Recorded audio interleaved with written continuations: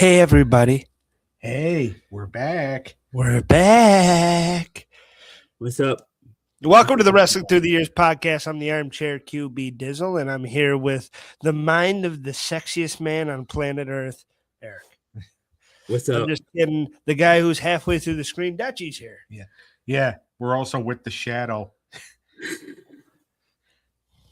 Your parents are loaded enough. Buy a bulb for the room.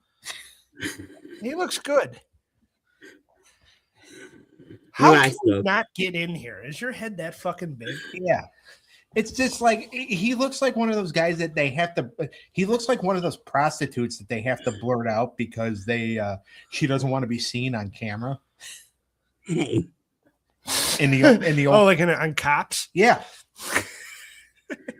Like when it's just like when you want to be interviewed anonymously, like they kind of look like that. We should probably be doing this in the back, but yeah, here we are. Me and Doug are at the new pad. Yeah, and we're here for the Wrestling Through the Years podcast, and we have a hell of a topic today. And the man that puts the E and everybody loves a new year, Eric's here. What's up? Not the person we were expecting. We were expecting Clintus, but we got E Nasty instead. And I'm never mad at more Eric. I love Eric. He stiffed us on New Year's, but we enjoy having him. Sorry. I'm just kidding. Buddy. It was convenient for us to have him over. That's why he didn't come over. No. We missed you though, but we're glad I get to see you now because this is the first time I've seen you in the new year. Yeah. Oh yeah. Everybody, 2026 so far. Yeah. All right. 20 day two. Besides that, I'm having a good year. We'll go short enough to worry. No, it's fine.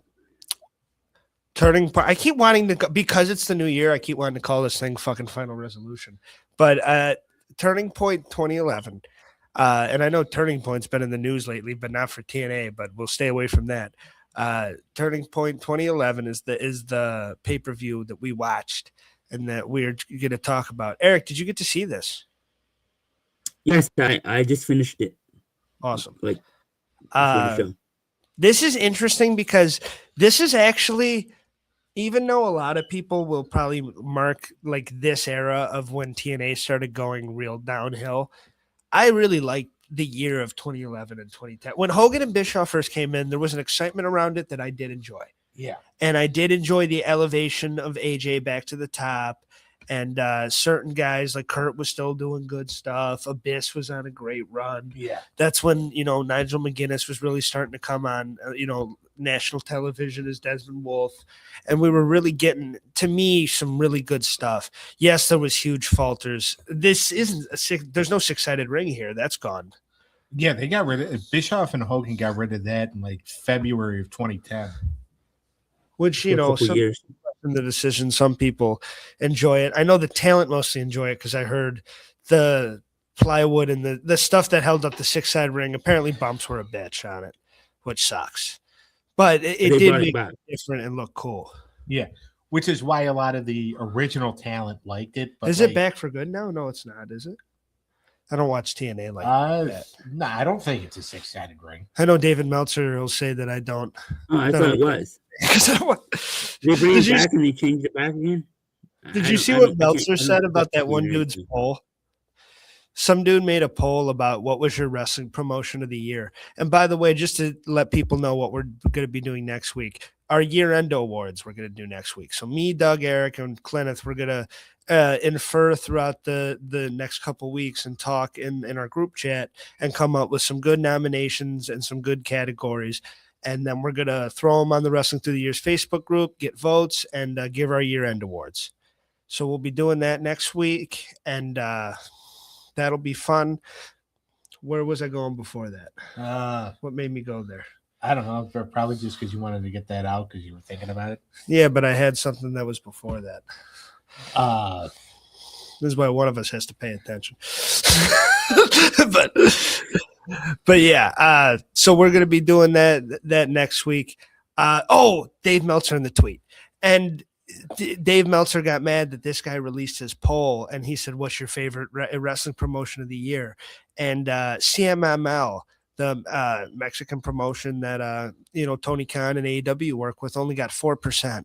And WWE beat AEW, and he was like, "This is your WWE centric fan base. That it makes sense why they're not real fans because why didn't they vote for CMML? The fact they only got 4%, they had which they have had an incredible year and a real good turnaround, but they are not the number one wrestling promotion in my opinion. No, And, they're probably not even number one in Mexico.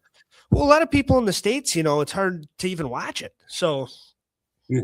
Can you really blame But it's classic like, oh, you're not a real wrestling fan because you don't watch every company. That's not how it works. You don't have to be like us and super nerds to be a wrestling fan. And, it doesn't have to be like the whole tribalism argument is hilarious, but tribalism can exist when you have two things because you have something you like and that's what you like. And yes, I know you don't have to hate the other thing and that's true. But if you have other people that like the other thing and they're like, screw you. And that's how it gets there. But there's nothing wrong with just liking one promotion or just being into one thing. Because believe it or not, there is only so much time in the day to watch this shit. Well, it's like being a fan. I don't even have time to watch AEW. Yeah, it's like being a fan of one football team or one basketball team or something like that. Yeah, not just like there are people like especially and we work with a lot of them in the city of Philadelphia. They're only going to watch the Eagles.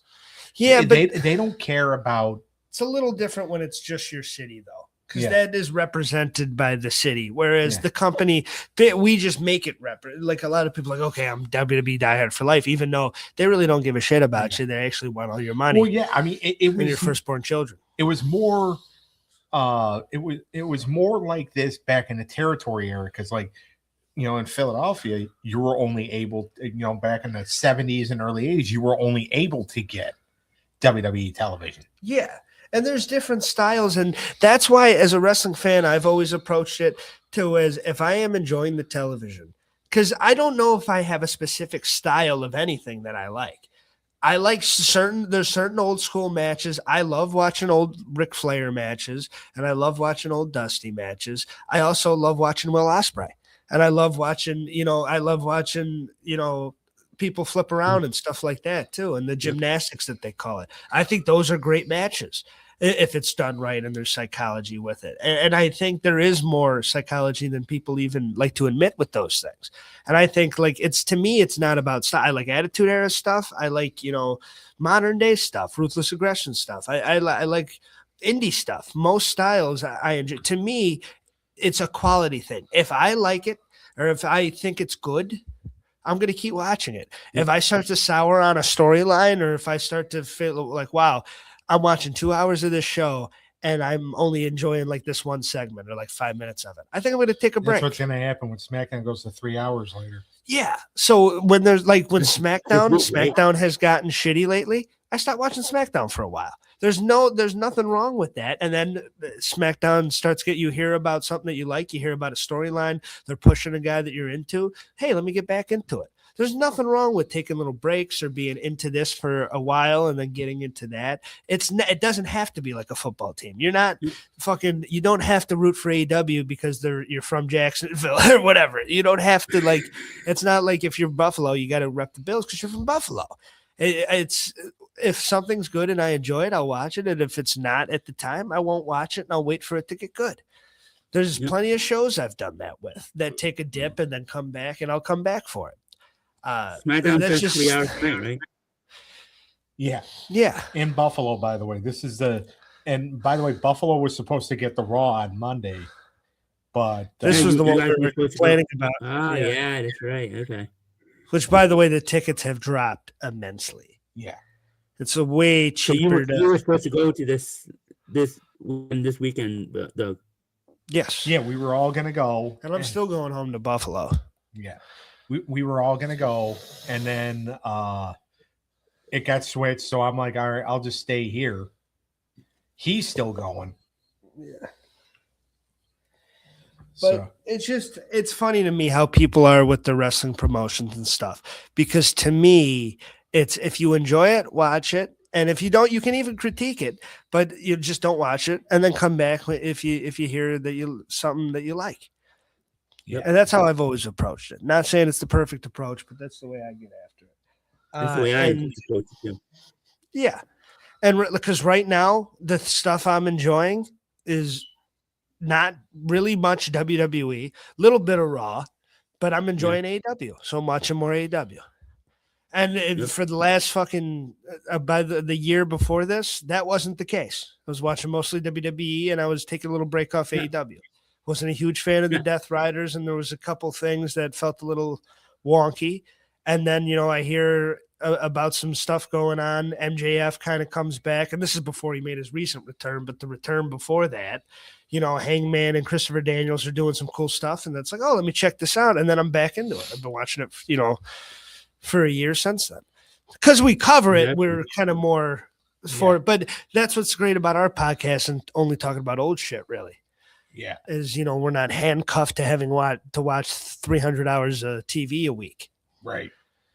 But it's just interesting. And TNA kind of falls into that because for a long time, for wrestling fans, WWE, they've always said WWE was the only option. Not necessarily true. It was hard for them to get eyeballs, but TNA was a pretty damn good alternative if you weren't liking what WWE was doing. When they first started, they were a Wednesday night pay-per-view that people had to pay $10 for. Yeah. And it's $10 a week, so it's $40 a month. And then when they got to Spike, they had the benefit of like the Ultimate Fighter being on Spike, so people were watching Spike for that. But it's not like Spike TV was ever a huge market, Yeah. Oh, there he is. We wasted enough time. There's Clint. Just as I texted him, he comes on. Yeah. He's Hi, here. Kenneth. Yeah. Glennis. See money. Hey.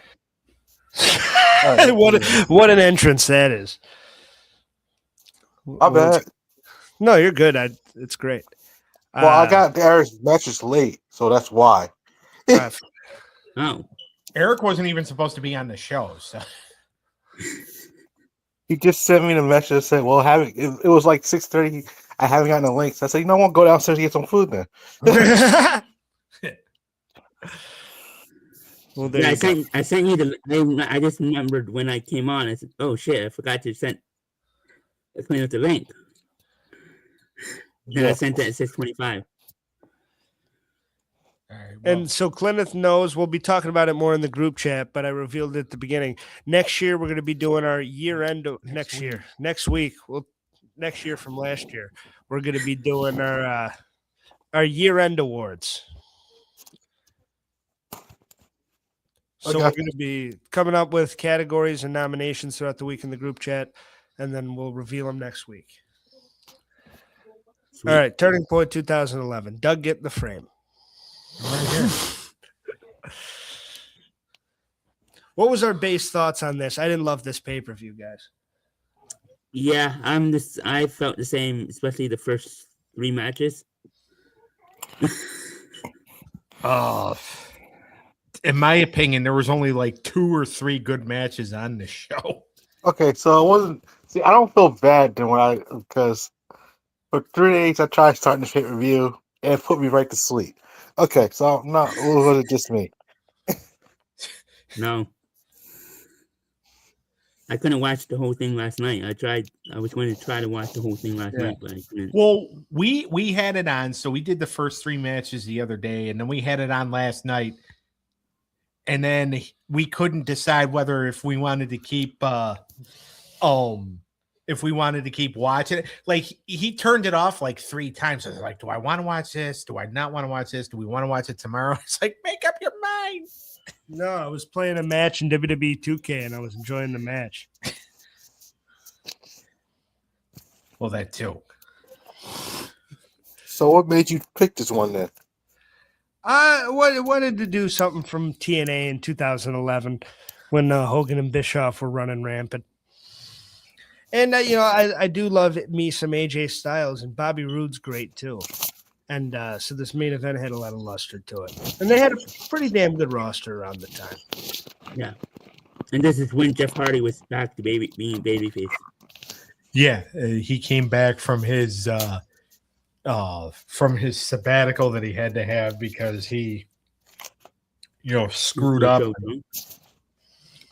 He screwed up in Victory Road, Yeah. which it was That's what I meant. it was Mhm. I it was didn't mean funny like that whole thing, and then him coming back and him having to apologize to the locker room. And you could tell that there was like when he went to apologize to AJ Styles, and AJ Styles is because AJ Styles low key hated everybody that came over from WWE. Like if you were not a TNA original, AJ did not like you. Isn't that the same way where people hate, like, some people do that in WWE if you don't, you're not a WWE original? Well, that's the way Triple H treated all the WCW guys when they came over. Yeah. I feel like Seth Rollins kind of does that.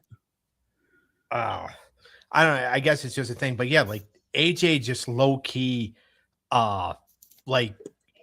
and he's even said, he used to say it in his promos all the time. He's like, I'm tired of all these people coming in from the other company. It's like, well, if they didn't come in, Jack, you're not good enough yet to where you can pull a rating.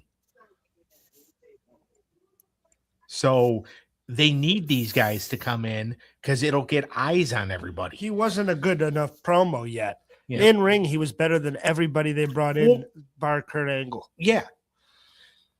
But a lot of those guys had to go in because you needed to get eyes on the product. But what eyes? Jeff Hardy and Kurt, yes. Everybody else, what eyes are they bringing? RVD passed the boat. Fucking Christian Cage, he had to get over there. And I don't know if he brought more eyes nobody was clamoring to see Christian Cage after he left. It wasn't his fault. It was the booking, but it's still the truth. Booker, Team 3D. Passed the boat. I don't think any of them AJ was the future, and he had every right to believe that hey, I'm the face of this company, why do we need all these fucking old guys when we have Samoa Joe, Bobby Roode, Kazarian, Chris Sabin, all these guys that we can fucking build off of? Why are we doing this? Yep. AEW is doing a great job at balancing it. Yeah. To where you can have a Samoa Joe did do that. To an extent, but not really. They always had guys. They always had Darby Allin around and Sammy Guevara, and on top, yes, you have had some old guys, but you still have main event matches with fucking MJF and Adam Cole and Hangman and shit like that. Which I guess I know Adam Cole did his NXT thing, but none of those guys are household WWE names. Yeah, the only really big household on top. It was Ambrose and Jericho. Right. And then, Danielson and stuff. But I think they did a way better job at balancing it to where TNA is like, you were in the second match on fucking Sunday Night Heat. You're in the main event. Yeah. But to me, it almost came out, even though AJ had a point, it was just he still just kind of came off as bitter. And it's just dude, get over yourself. Well, him not liking being a Christian man who works his ass off and put his blood, sweat, and tears to make the bullshit money he made at TNA. I don't blame him for being like, hey, Jeff Hardy, please don't do drugs before the main event. Can you really be mad at him for being mad at a guy not being professional at work? And here's the thing. First of all, when Jeff, because Bischoff tells the story that when that whole thing happened, everybody showed up at 11 o'clock because that was everybody's call time. And then Jeff was given permission to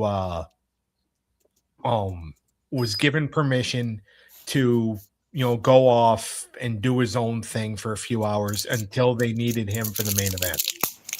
And he went away, and then nobody could find him.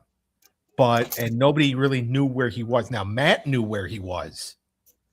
And then when they found him, they didn't really find him until it was almost time for the main event to start. And it's you're telling me that nobody went to talk to him from 11 a.m. to 9:30 or to 9:30, 10 o'clock, or 10 o'clock or 10:30 p.m. Yeah. Or whatever the hell it was. 11 and a half hours you waited to go find this guy. Nobody could go find him and sober him up. That just goes to show it's just okay, well, they believe in everybody getting their privacy. Well, when somebody's going and getting high out of their fucking mind, like there needs to be eyes on him. And Matt's a horrible big brother for, letting him do that, because more than likely Matt knew what he was doing. I'm just saying I don't blame AJ for being like, hey, dude, fuck you. Well, no. I don't blame you. Yeah, I mean, it's just funny that like the guy who's the baby face, like, because they probably figured they're like, all right, well, so the baby faces will understand. And it's like, no, AJ won't, because AJ already doesn't like the fact that these assholes are here. All right. And then this guy almost brought the company down. He's not going to react that way. And also, AJ says a lot of that on screen. I've seen multiple interviews where he was like, when Christian and Kurt came in, I knew we were going to be good. Like, I've seen many times where he actually, you hear his like real life opinion, not a kayfabe one. And he says that he is happy that they brought in guys. So I think you're more, working yourself there. Maybe. But let's get into this pay-per-view. We start out with a barn burner main event anywhere in the country. Robbie E with Robbie T, where they were doing the Jersey Shore deal, who is Robert Stone now. But Robbie E defeated Eric Young for the TNA Television Championship, formerly the Legends Championship. The Legends Championship, the Global Championship, whatever the fuck, it turned out to be. This match sucked. Yeah, Robbie E blew. He was never good in the ring. He's not even that good of a character. It was like the ending was so fucked up. He's one of those guys, I don't know how he's hung around the business as long as he has. I mean, I know he's just stayed in NXT forever, and he's going to stay in NXT forever, unless he's gone already. I don't know. But I know he shows up sometimes. I mean, he's one of the people that's kind of leading the NXT invasion of TNA right now. Yeah, so I've never been a huge fan of his, and the Jersey Shore shit was so obvious and stupid. And the whole like Paulie D thing, like just what he was going for, it was just a dumb gimmick, and it was never going to work. And Eric Young was always charming and fun, but he couldn't really carry this. I give it a 1 out of 5. I'm going to also say 1. 1 out of 5. All right, Clenneth. I'm going to say a 1. Yeah, this was a very hard match to watch for me. Yeah, it just sucked. And by the way, like Rob Terry, this is like chance number 45 that they gave this idiot. Yeah, he sucked. He had the look, but then that damn bell had to ring. Yeah, he wasn't good. I mean, I remember at one point they made him they made him the global champion. His promo sucked, and his like Warlow. Yeah. Is it Warlow? No. Yeah, Warlow. No. Wardlow's better than him. I like Wardlow. Yeah. I remember Rob Terry did a match against the guy's name was Murphy. He started off as a security guard, and he was teaming with Gunner at the time too. And then like Gunner broke away from him, so Murphy and Rob Terry were kind of teaming together. And Bischoff's just like, all right, whoever wins stays an immortal. Whoever loses is gone from the company. And they had the match, and the match was god awful. And they cut the Bischoff and Hogan in the back, and Hogan's like, "What the hell was that? That match sucked. They both need to be fired." Like they actually said that on screen. They're like, "What the hell was it? That wasn't good." It's funny. Yeah, it did suck. Yeah. All right, now we have Mexican Americana, a Mexican America, which is Anarquia and Hernandez with Sarita. And by the way, a familiar face. You'll see her tonight if you watch SmackDown. Zelina Vega was on there. Yeah, she was Rosita. Which I used to find these two women very attractive. I still find Rosita attractive. Going against one of the worst named tag teams in the history of wrestling, Inc. With Toxina. With Toxin. Jesse Neal and Shannon Moore with two of the craziest afros. Jesse Neal looked like a damn peacock in there. By the way, those are called Mohawks. What did I call them? Mullets? You said afro. That's a weird hairstyle. But whatever they are, they look like a damn peacock, and it was crazy. I don't know how you know about any hairstyle, Doug. But I just know it because you were wrong, and it's my job to correct you. okay, well, it's not your job to grow hair. All right. This match sucked. This was even worse than the first one. Well, Toxina, I think, actually, or Toxine or Toxic, whatever the fuck Yeah. she is. You're wrong. Yeah.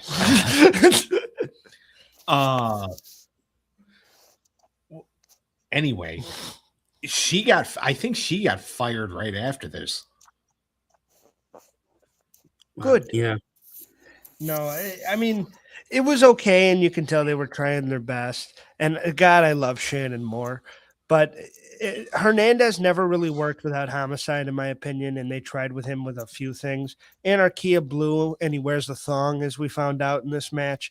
And I wasn't into it. I like Sarita and Toxin were actually some of the best, wrestling throughout the match, is what they were trying to do. But I did not. It wasn't. I'm going to give it another 1. Yeah. I'm also going to say 1. Yeah, I'm gonna give it a 1. One's across the board. I'll be right back. We're live. All right. Next up, we got RVD and Christopher Daniels. Actually, no. We got Austin Aries and Jesse Sorensen. And Kid Cash in the triple threat for the X Division Championship. At least he had some talent in this. This was actually a better match than I thought. And then the other ones. Jesse Sorensen was very fucking green. And by the way, I feel bad for what happened to him because he's the one that had that bad neck injury that like really fucked him over when that Zema Ion like dumped him on his neck or something. So, and he was out for a long time. And I think he tried to make a comeback. But this match, Kid Cash, I was always a fan into, and he was a tough sumbitch. And Austin Aries, Austin Aries, even though he's discount Punk, he's just he's a less successful CM Punk. I do enjoy him, and I think he's a better in-ring worker than Punk. Him as a character is kind of funny, and I liked him in this heel role. And welcome back to the show. Thank you. And I thought it was great. But Jesse Sorensen was just way too green to be the big baby face here, I think. Austin Aries created the multiple belts theme. Remember? Wasn't he the first one to do that? No, Ultimo Dragon was. Oh, I mean, yeah, Ultimate Dragon. And then Austin Aries, right? No, Ultimo Dragon was the first because Ultimo Dragon came before Austin Aries. No, I mean Ultimate Dragon and then Austin Aries. Yeah. Was it done before that? Is what he's saying. In that time period. Oh, wait, didn't Kurt Angle do that in TNA? Or he had like multiple. He had the IWGP and all that. He had that visual that one night when he's holding all the fucking belts. IWGP World Title, Tag Titles, X Division Title. Listen, nobody does it like Mercedes Moné, even though she's losing all of them right now. But which I think that storyline is amazing, by the way, of her falling. Oh, because she's crashing out right now. Yeah, the rise and fall. I'm proud of you. She's gonna lose all the titles, and then she's gonna win the big one.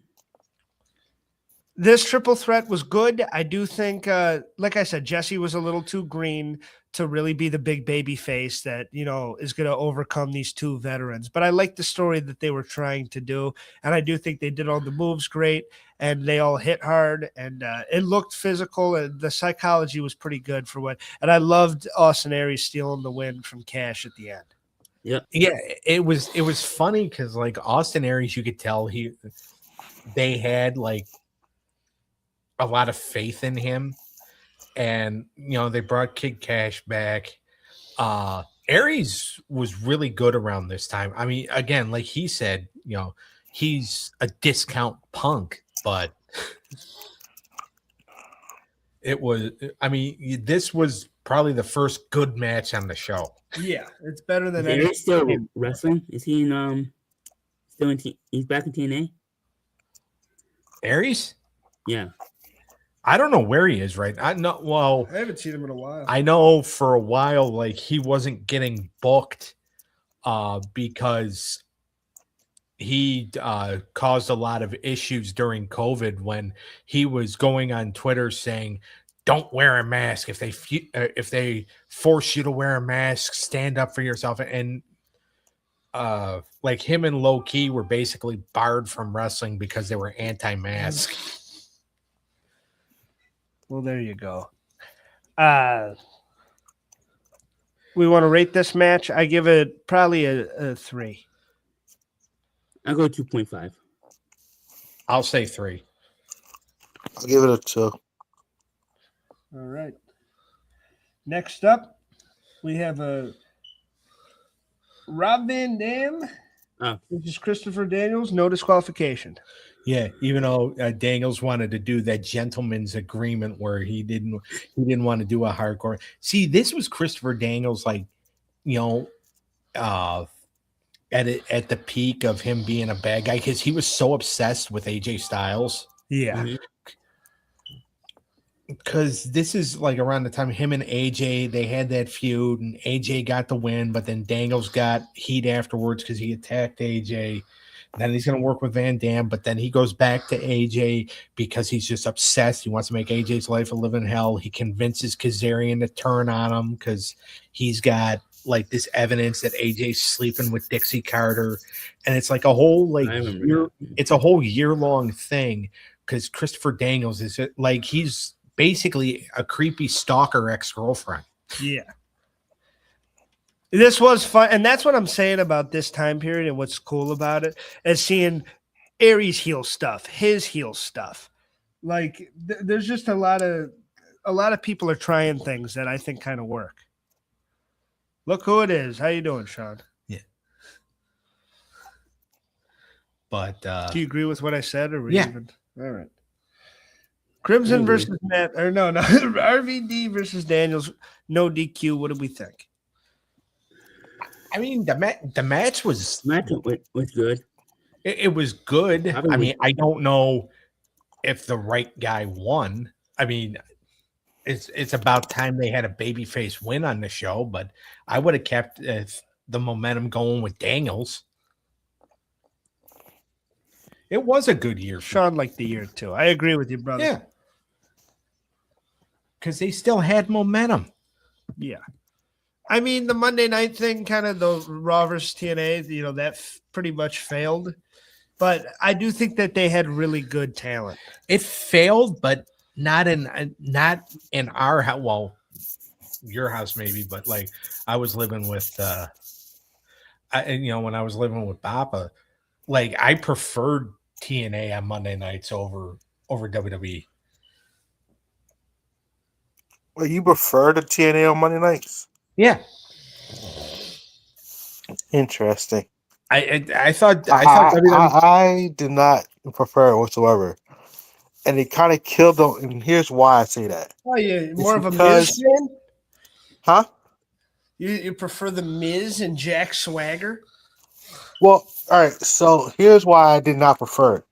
It's because they were live on Monday nights, but then they'll redo the show on Thursday.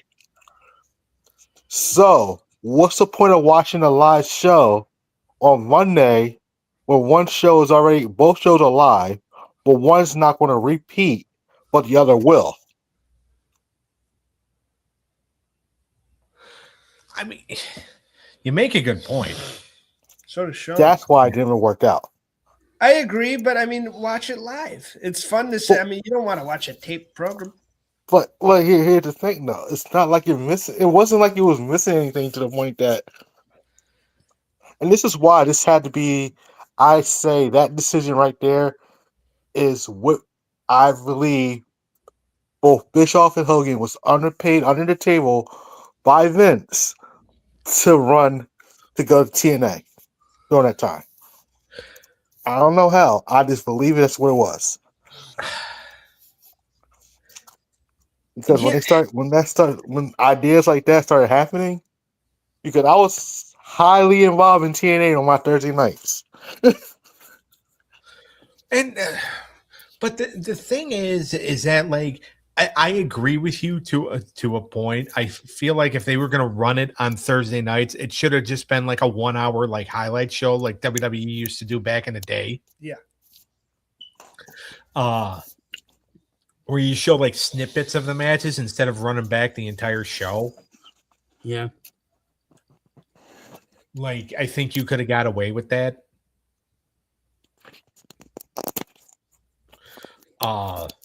Probably. Yeah. All right. This match was pretty good, though. I thought RVD, especially because this is when he was starting to get a little lazy, in my opinion, but I thought him and Daniels had a great match. He was getting a little lazy, and he was, I mean, I'm one to talk, but he was getting a little chunky. Yeah. He was getting a little chunky. And he guess was that's getting more snug on that frog splash. Too. Yeah. So 2-5. I'm gonna say I'm gonna say 2-8. Put in a nice decimal for Plymouth. I'll give it a 3. He liked it. Yeah. He really liked it. All right. A couple of busts here. Matt Morgan versus Crimson. Battle to a no contest. Oh my god. This was Two guys that should have been something that just didn't have it. They had the look, and that's it. This is Hogan and Bitchoff ruined TNA. They brought too many NWO guys and old timers instead of focusing on the younger talent. In my opinion, if they focus on the young, yeah, I agree, Sean. Yep. When I saw the Nasty Boys, I was like, "What are we doing here?" Nasty Boys and Sean Morley, Val Venus. Yeah, And Ric Flair. he was okay at first, but he took up too much screen time. Yeah. But like Matt Morgan and Crimson, this match and the finish is proof that that they went to Matt Morgan and said, "Hey, we need you to put over Crimson," and he said no. He's just like, "How about a no contest?" Because they probably had a lot of faith. They probably had a lot of faith in Crimson at the time, and they wanted to build them up. And Matt Morgan's just like, no. And I liked when they put them together as a tag team. That's another instance of, okay, we're putting, that's another instance of Morgan's just like, well, instead of me going against him, how about I just team with him? That way. But that was a cool visual, those two next to each other. Yeah. Yeah, I mean, both of these guys, like I said, the look, but it's not even just being bad in the ring. There's a charisma that you need. And Matt almost had it. He kind of had it in points, but he couldn't really capture it, and Crimson never had it. Yeah. Crimson had look, but not. I totally disagree. I was more of a Velvet Sky fan myself. Shout out to Bubba Ray Dudley. Madison Ray still shows up sometimes in AEW. She was just at Ring of Honor. Yeah. For something. Yeah, this match was kind of a nothing match, and to me, it went too long. I'm going to give it with a bad finish. I'm going to give it a 1.7. I'm giving it a 1.5. It wasn't as bad as the first two matches. I just hated the ending. I went. All right, Clinton, you got a decimal? I want to give it a 1. No decimals for me. No decimals for you. All right. Next up, which I think this match is one of the brighter spots on the show. More for the backstage segments than for because this is the infamous backstage segment when Bully Ray and Scott Steiner are going at it, and he's just flex your muscles, just flex it. And he's like, I'm the big booty daddy, you fucking hate it. And they're like yelling at each other. It was just so good. And then they argue about who the best tag team is. Yeah. He's like, I'm the best tag team. By the way, it's the Steiner brothers. Fuck Team 3D. Really? Yeah. All right. Abyss and Mr. Anderson, which was a funny duo. Against two former Immortal members, by the way. Against the current Immortal members, Bully Ray and Scott Steiner. And Scott was another one who I always loved him, but he was getting a little old here. But it was still fun seeing him in there. Yeah. And this is before Aces and Eights when Anderson with Bully. Yeah. So this was around Immortal was still kind of like Hulk Hogan had left the group and he was, gonna taking a little bit of time off. And by the way, Sting was the general manager of Impact at the time, and he was nowhere on the show. Who? Sting. Thing. And that's your boy. Yeah. You love you some Sting. You curl up in the Sting bed sheets. Well, I got rid of those a long time ago. This match was a bright spot, and it was really fun. And even though, all these guys were getting old, except for, the one team was getting old, I still think everyone worked their asses off. I love the spot at the end, and I love, him bully bitching. It was great having you in here, Sean. Thank you. And it was hilarious when Bully kept saying to Bischoff later, he's like, "We put him through a table, and he got up." Yeah. And he just kept saying it, and he's like, "Me and Steiner." I know you're not on the show tomorrow. I remember you're not on the show tomorrow night, Sean. I got to put up with Eric and Dave. I'll miss you. I'll definitely miss them. This was We're a doing fun one of his favorite shows. Huh? We're doing one of his favorite shows. One of Sean's favorite shows? Yeah. Well, we're doing the anime version of it, yeah. Yeah. Which we'll get to that. We'll get to that in a little bit. I'm not plugging that till the end. Yep. You want to give the match a rating? The tag match, I'm actually going to say it's a 3.5. I'll give it a 3. It's gonna be a 2 for me.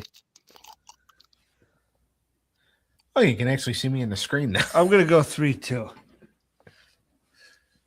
You're going to go 3-2 or you're going to go 3-2? He's going to go 3 as well. No, I'm going to 3.2. Oh, okay. Good. That's why I wanted to clarify. There's a good clarification. Quick point though, Booker T announcing on the mic when he is beating someone up will always be iconic to me. That was 2009. That's not 2011. Oh. All right. Way to poop on that. So we liked this match. It was good. It was great. Yeah. All right. Did we all give it a rating? He's just like, I don't care. That's a good response. All right. Everyone had enough of your shit. Yeah. Gail It's a Kim. Knockouts Championship, right? No. It's Yeah, Jeff Hardy. Knockout Championship. Yeah, good night, Sean. We'll see you on Sunday for Family Fight Night. Madison Oh, Ray's that's in right, this yeah. match too, Sean. Well, she's accompanied. Gail Kim with Doug's favorite, Karen Jarrett, Oh, God. and Madison Ray. And Karen Jarrett, holy shit, how irritating was she? Against Velvet Sky, who was going on her big singles run, women's championship run. And she had, they were kind of giving her the Kelly treatment of where she was just kind of like a pretty chick for a while. And then it's like, let's throw her in the ring and do some. Because the Beautiful People was a great storyline, but her little baby face run here was really good. Yeah, it was. I feel like they ended it way too soon, but I think it's just one of those where oh, good, we got Gail back. Let's just put the title on her. Yeah. But Gail's epic. Yeah. Which is kind of, you didn't need all the interference. You could have just let them go out and try to have a good match. This kind of felt like a WWE, like the women get one match and it's a fucking 6-minute match. Like I get it. There was women in the Mexican American match, but still because I will always say the knockouts are like the origin of the women's revolution. The knockouts were doing revolutionary shit way before that. Yeah. And better than the Divas division. But on this card, it felt like Hogan and Bischoff were like, no, we're going to treat them like how WWE treats them. They get one 6-minute match and it's going to be filled with interference and there's not going to be there's not going to be much spectacle on them wrestling, actually. Yeah. And that's what this You felt couldn't even like. let Gail win cleanly. Yeah, and I get it. She's a heel and she's got Karen, so she's got to cheat. But it only lasts 6 minutes. They don't really get to wrestle much, and interference is kind of the whole way. Yeah. Like they're fucking. That's a disservice to Gail Kim. Yeah, it was too much. Talent. I think it bogs it down. I do love Gail Kim, and I like her adding to her legacy, but that's about it. I do think Velvet should have got a little more of a run, or at least a better parting of ways with the belt, because this is her only run with the belt, right? No, she had one in 2012 or 2013. Okay, so she gets back there. Yeah, I forgot what show she won it at, but I'm pretty sure she beat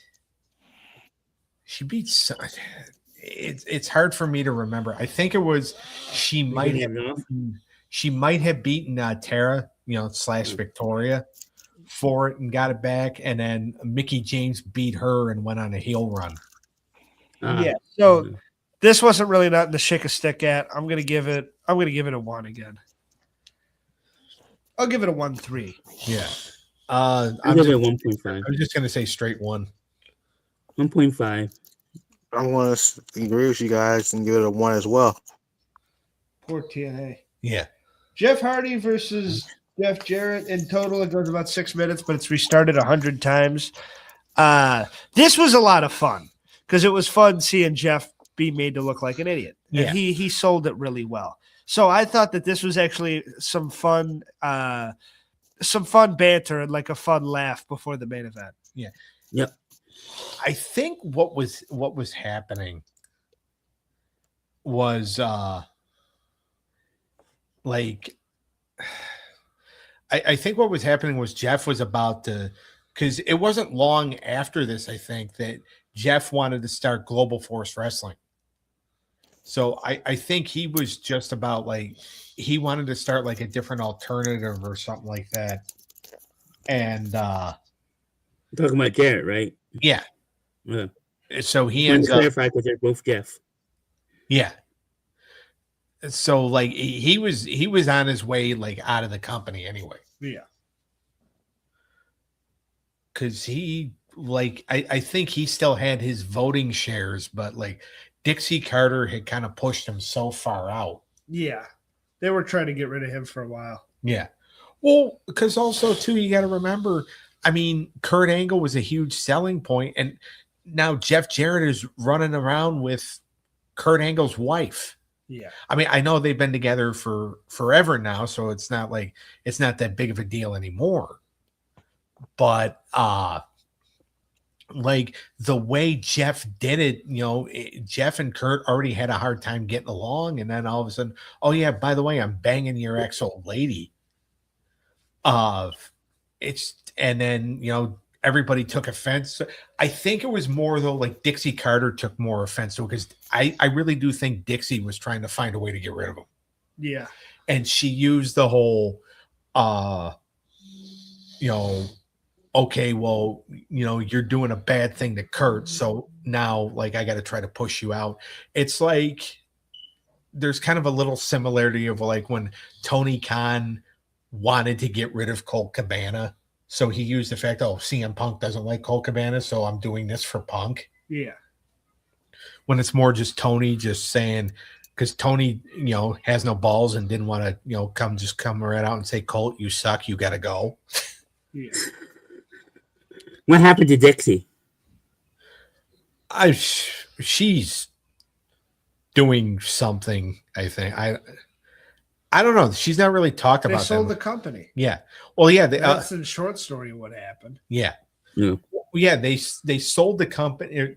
Anthem had bought the company, and Anthem basically said, it's just we'll give you an office job that we're going to make you retire from, but if you want to save this company, you got to go away. And she did. She blew, but she tried to do that heel run. It was Jesus Christ. Yeah. All right. What do we give that? I thought this was actually a fun time. I'm going to go higher, give it a 2.9. I'll say I'm going to give it a 3. Clement? I want to give it a 2. Okay. All right. Main event time, boys. This is a quicker episode, but next week's going to be a longer one, so it'll offset itself. Yeah. Here we go. Bobby Roode, the defending champion, going against AJ Styles for about 20 minutes for the TNA World Heavyweight title, the biggest title in the company. I thought this was a good time. AJ, I think AJ had a tough time coming out of that heel run and getting adjusted to being a babyface again. The crowd was always ready to cheer for him, though. Yeah. And the crowd always loved him. And I like the breakup of Fortune because I always thought Fortune should have meant more. Fortune got overshadowed by Immortal and all that shit. Yeah, But Fortune was supposed to be the next Four Horsemen. and it should have, but they didn't put enough credence into it. And by the time they made it, his title run was already over with, and Yeah. like it should have been made while he was on top. Yep. Right.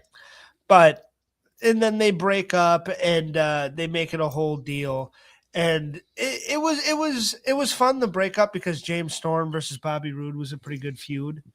And this was pretty cool. Him like trying to avenge the Fortune 4 and all that shit.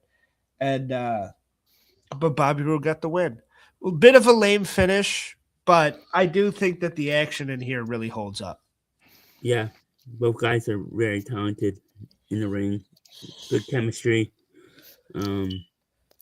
Yeah, I wish AJ had one, but it wasn't meant to be that at that time. It's just what doesn't make sense to me is Bobby Roode is challenging for the belt at Bound for Glory. He loses to Kurt Angle. Kurt Angle cheats. Kurt Angle then, I mean, I get it's because I guess it's because they just wanted to turn Roode heel.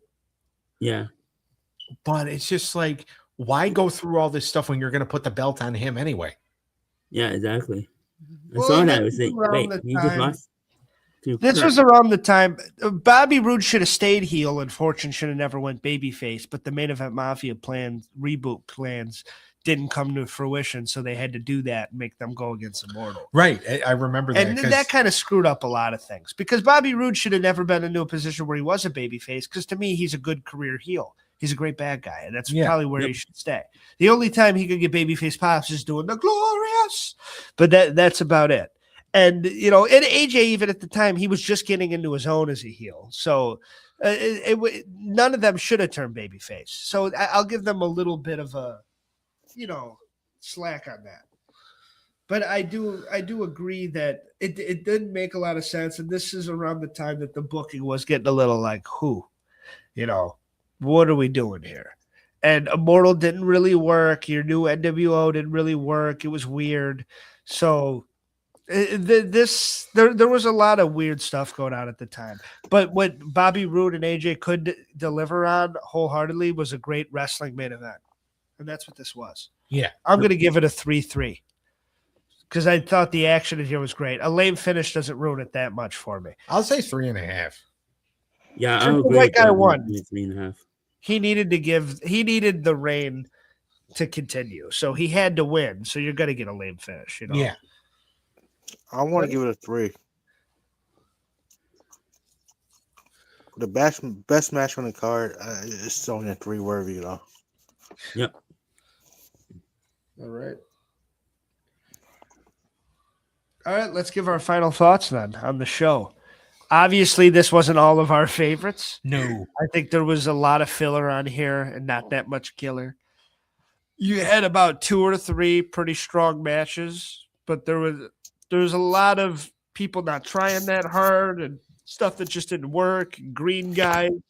I'm going to have to just give this probably a 4 out of 10 because I think it is a little below average.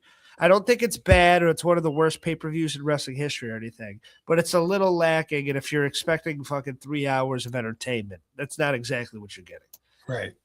So a good main event and, the promise and Jesse Sorensen try to save this, but there's only so much that both of those things can do. So Scott Steiner and Bully were a high spot too, but Yeah, I know. besides that, yeah. Yeah. Eric. I'll go next. Team match card. Third match that should have been better. That's the Gil Kim match. It was okay. Not my favorite. Probably one of the worst that we've done. But it was a good review. That sometimes we have to review some bad pay-per-views here and there. So I give this a 3 out of 10. Hey, there you go. Clenneth? I want to say this was a long TV special type of show. Like a good main event for the title, but this is something that you could have made into like a TV special and would have done much better on than a pay-per-view itself. Good point. Yeah. So I will give it a 3 out of 10. All right. Doug, finish us out here. I'm gonna say 4.5 out of 10. There was, to me, the bright spots kind of helped raise this up a little bit. Not the company's best efforts from 2011. They've had a couple of shows that were better, but I mean, you work with what you get. Yeah. I commend them for trying to get some guys over. It just didn't really execute that well. But all right, Doug, what are you doing on the cartoon show tomorrow? So tomorrow night, Animated Hour of Power, episode 21. We've got Bob the Builder versus Paw Patrol, Claymore versus Redo of Healer, Jimmy Neutron taking on Total Drama Island, and the main event is Looney Tunes versus Rocky and Bullwinkle. So big time main event. I'm going to be judging because Sean's going to be at a Buffalo Bandits game. Yeah. And then we actually have a show coming up. I don't even know if the guys remember that we're doing this, but Sunday at 5 p.m. Eastern time. Tomorrow we'll be at at 6 p.m. our normal time, but Friday at 5 we're doing a thing called Family Fight Night. And basically what this is going to be is people who are going against each other tomorrow night are family members, like the people running the divisions. Yeah. So here's what we have for Family Fight Night. It's going to be the Flintstone Kids versus Doug. And by the way, it's a mother-in-law and a daughter-in-law going at it. Ooh. Becky Races versus Speed Racer. That's a husband and wife going at it. Eric sleeps with both of them, so Eric's going to be the real winner of that. So Eric's going to have to kidding. Spy Family takes on Hunter, another husband and wife. So we're breaking marriages on Sunday. Super Mario World is going to take on Tailspin, that's going to be an uncle and nephew. It'll be good. Beetlejuice, the animated series, is going to take on the Real Ghostbusters. That's two cousins going at it. One happens to be our sister. The other one happens to be our cousin. Oh, shit. Yep. Sailor Moon versus Batman Beyond. Those are two brothers going at it. It's not us, is it? No. This one is you. Yeah. Cowboy Bebop takes on Sword Art Online, Alicia Zatin, which is you against Aunt Sharon. Okay. Battle of the Families. Yeah. And then Adventures of the Gummy Bears versus the Jetsons in the main event. And that is two sisters-in-law going at it. So that is going to be on Sunday at 5 p.m. Eastern time. One from each side? Huh? Oh, never mind. Yeah. It's that one from each side, but yeah, obviously, because they're sister-in-law. Yeah. Well, yeah, that actually impacts Dave because it's Dave's wife versus Dave's sister. Oh, okay. So, gonna probably break up some families on Sunday. I can see that, man. They ain't right. Well, might not be too hard for some families. I know in our family we'll get into a fight over an Eskimo pie. Oh, I love God. that Eskimo pie. Yeah. All right. We'll see everybody next time. Eric, please do the shorts. Yes, And sir. we will, All right. see everybody Doug, next I'll time. schedule the show as soon as I can. Next week's the year-end awards, everybody. That's gonna be fun. We'll see everybody next time. Goodbye. Later. Bye. Bye.